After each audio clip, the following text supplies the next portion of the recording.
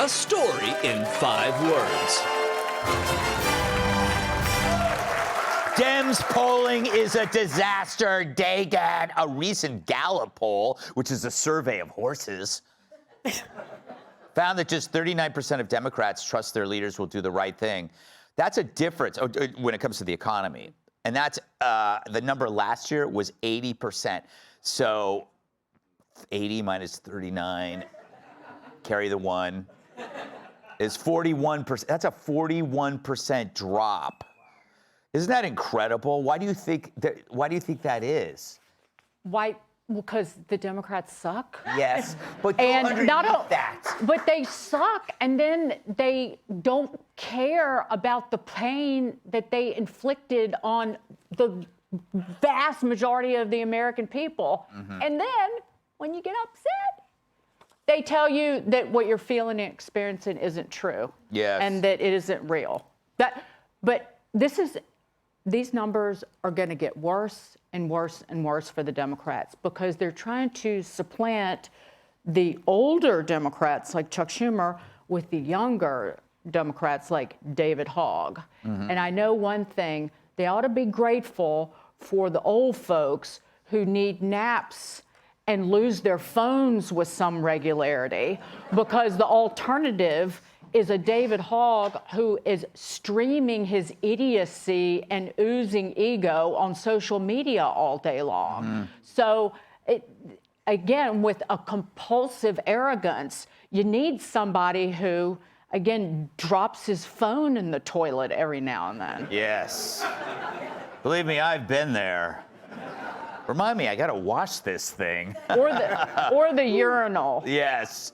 You know, Aaron, it's interesting. They do talk about young versus old. What about the people in between? Is there like some big hole in the Democratic Party where there's like no Gen Xers or something? It's strange. It's like they just go, it's either a Hogg or it's Bernie Sanders. Well, Democrats are just completely lost as a party, so it's not even regardless of age. It's just they have no leader, they have no message. And right now, what are we talking about? David Hogg, the vice chair of the Democrat National Committee, and I get really excited about this because this is like the biggest gift to Republicans ever. And I was thinking to myself, he's out here and he's saying, I'm going to raise and spend $20 million in these Dem primaries on safe seats. And I thought to myself, maybe this is a troll. Maybe and I'm putting my strategist hat on. I'm like, all right, let me counterthink this. Maybe he's doing this because, no, there is no good strategy to it. You're taking $20 million away from the party for safe seats. You're just burning $20 million of donor dollars. Yeah. And if I go on any campaign for any candidate and I'm like, listen, just give us $20 million. We're just going to light it on fire because we're just fighting against ourselves in seats we're already going to win. So, yes, Democrats are lost because this is who they decided is the second strongest voice. This guy is Kamala 2.0. Big headlines, no substance, and the loudest voice in the Democrat Party. This is their future. Joe? I don't want to get too optimistic because people often say you have no future, and yet here you are. I proved the haters wrong. You have proved the haters wrong, for now anyway. It could go pear-shaped after the show. Oh, well. You're a self-destructive man with serious emotional problems. I told you that in confidence, Greg. Oh, that's right. I'm not much of a friend, am I? No, you won't even give me your phone number. Yes, that's true. I will say, though, that's $20 million they could have spent on men's tampons.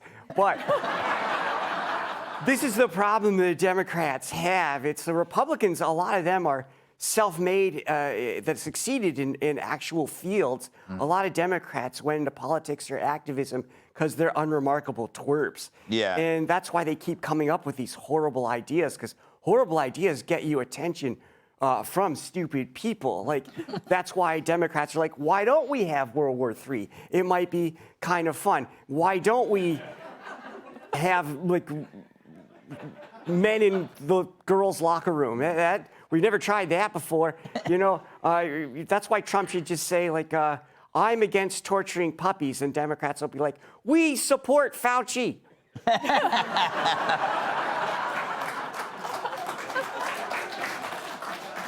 Yes, that's true. That's true.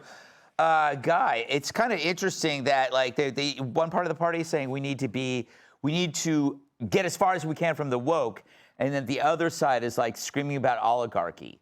So where do they go? Where do they go, Guy?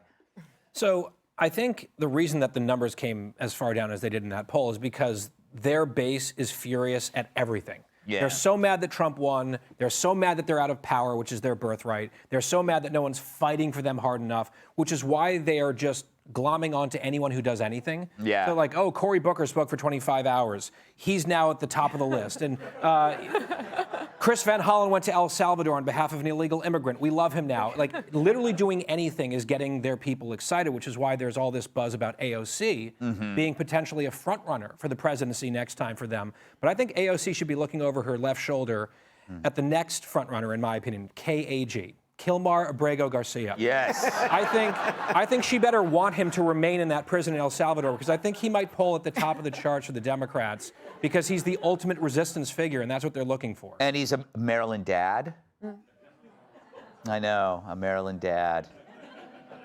Nothing more. And also, he loves to give people rides, you know? Big fan of carpooling, that's for sure. Hey, Sean Hannity here. Hey, click here to subscribe to Fox News YouTube page and catch our hottest interviews and most compelling analysis. You will not get it anywhere else.